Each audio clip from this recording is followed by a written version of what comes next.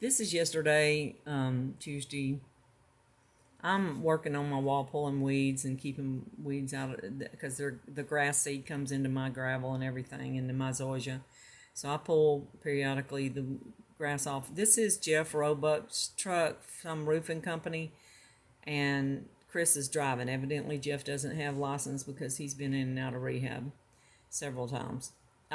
So it's not far-fetched to believe that Chris is doing something. So they just sit there watching me. I'm down this wall. I'm like, get out of here, you rednecks. They act like the truck won't start. Then they back down the road. I mean, all the way down the road. This is minutes before the dogs run loose.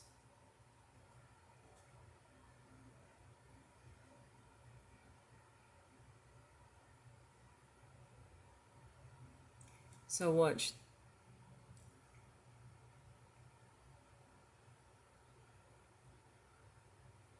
Here they come. There's the white-chested one. It looks like both of them might have some white on them.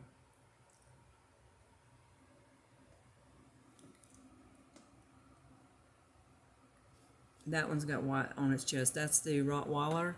That's the German Shepherd that they own. But this is minutes after they're acting like they're broke down in front of my driveway, watching me, being weird. I'm like, get on out of here, rednecks.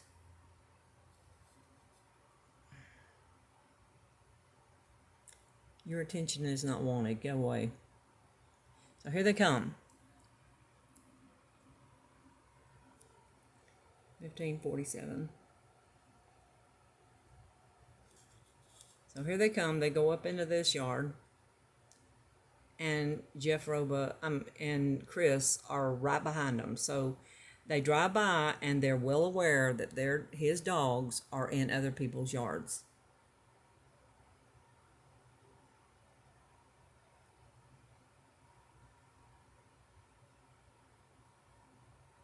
So he knows his dogs are right there and drives by. So what they do is I believe that's the German Shepherd. He's got white spot on his. This one's got white on its underbelly too, I think. But they go behind the house and then come back up through here and go right here. This is a set of bushes. You can't really see it that well, but there's a car parked there. You can see that. And there are bushes grown really tall. It's a hedge. This is a bush that's in this yard next to me. So this is where the bush line starts, and right behind it is a pen that has the ducks and the baby chickens in it. So you'll see the dogs come through here and go up here.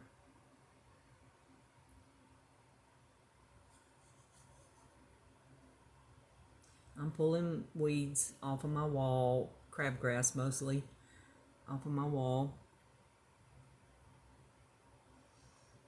That's my wall, according to the survey I had.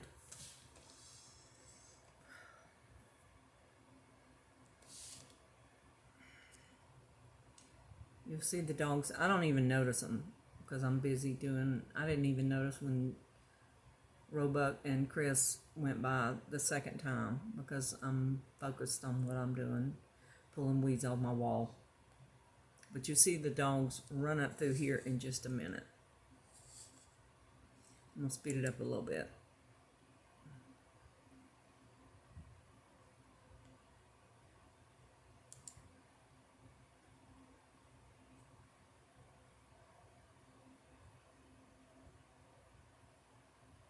There they go. And they head for that pen. And you can see some movement back there.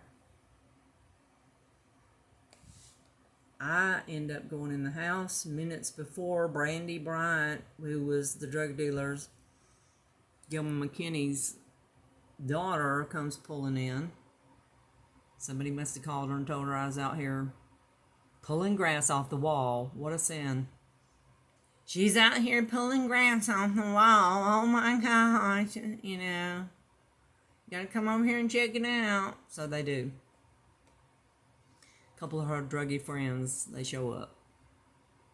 She's lost weight. You can tell she's probably doing meth too.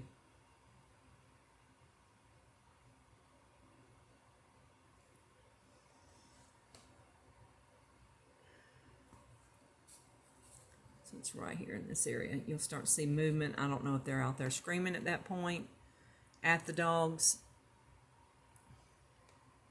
getting them away from the pens. The pen. But you'll see one of the, I don't know where the German Shepherd went to, but it disappears one way.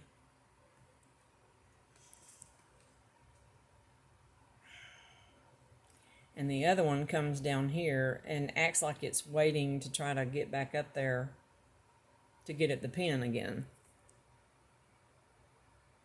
I turn on my outside light and I'm about ready to go. I'm going somewhere. And as Brandy pulls in here, this is what they do all the time. They pull in, and as I'm locking my door, they get out and slam their doors just so they can scare me. Like somebody's right outside of my door as I'm locking my door. So you'll see that happen in a minute. She pulls in and sits in the car, and when I come out to lock the door, they get out and slam the doors. They've done this for years. It's like they know when I walk out the door. It's, even though I got a privacy fence, bam, here they come out of the car. They sit and wait until I'm.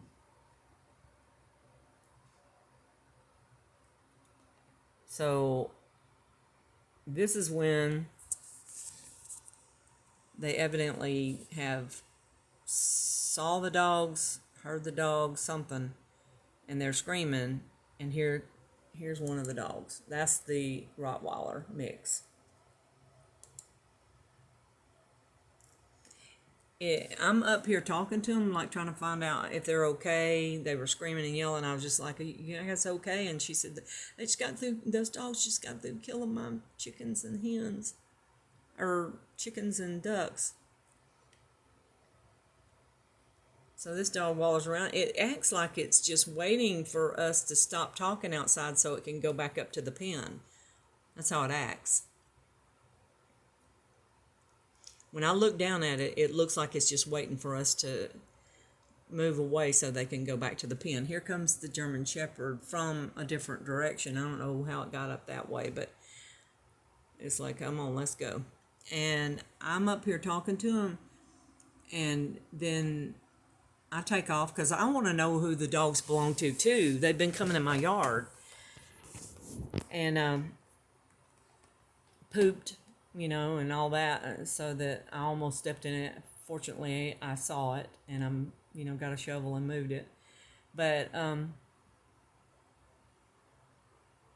I drive around to try to find who it belongs to, too, because at this point, I'm more interested in finding out. So I drive around to find out, and I pull up to their house over there and see the dogs right by the back door. And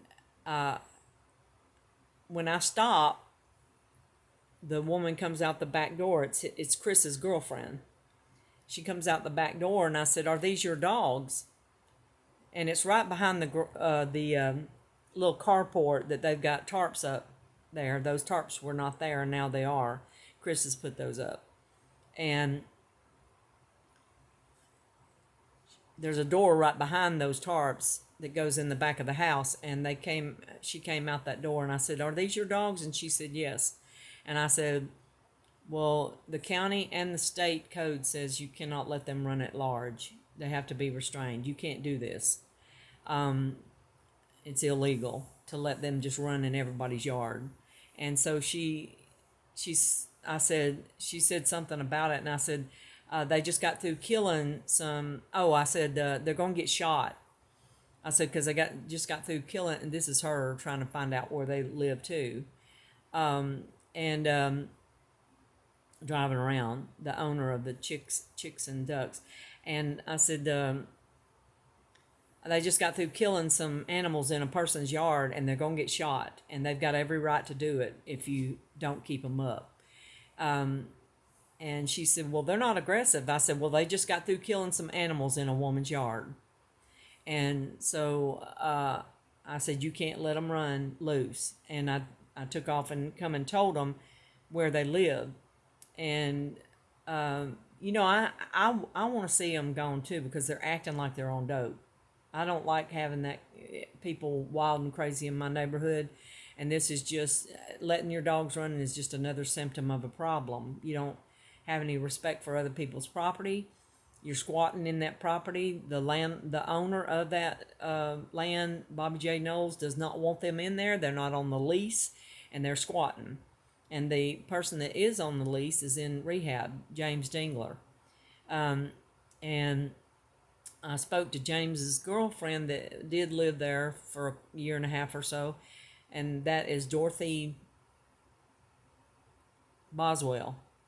And we kept in contact, like, hey, did you see that dog running, who it belongs to? Did you see that strange car come through? Because we've had break-ins over here years ago, and I just was keeping in contact with her. Did you see this? Do you know them? And we've just had a lot of illegal activity around here. So Dorothy Boswell told me in a message that Chris, that is squatting over there, had stole one of her guns, and that he has it, and has stolen it. And so it looks like there's some stealing activity that goes on over there, because they're up late night, going in that garage, unloading stuff off the truck, off of a trailer, and just stuff like that is going on. And late night, really late, and people walking back and forth across Asbury out of the dark, and him walking down the street, in the middle of the street, him parking in the middle of the street. He parked head on Bryan Avenue out in the street, which indicated that he was trying to get somebody to hit him for insurance scam. I mean, possibility, because he was parked head on Bryan, in that curve, and anybody that, especially a young person that might be driving fast, could drive right around that curve, not see them, and slam right into them. Just dangerous. And he went in the ditch up here just about a week ago. He was this is me going back up there to tell him that who they belong to. And he come up the street in that gray HHR and was going to turn here, and at the last minute changed his mind, and bam, he went right over the culvert and went into the ditch. Both wheels front wheel went in and then out, and then the back wheel went in and out, and then he turned around, came back, something broke off of his car, and he's just acts like he's doing dope. So just coming by here at 3:30 in the morning, music, bumping and everything. No respect for the people that are in bed working. And here's Brandy Bryant. Probably needing something to sell. So she's getting some junk out of that house. But that's her still looking for the dogs. And I've found them. So anyway.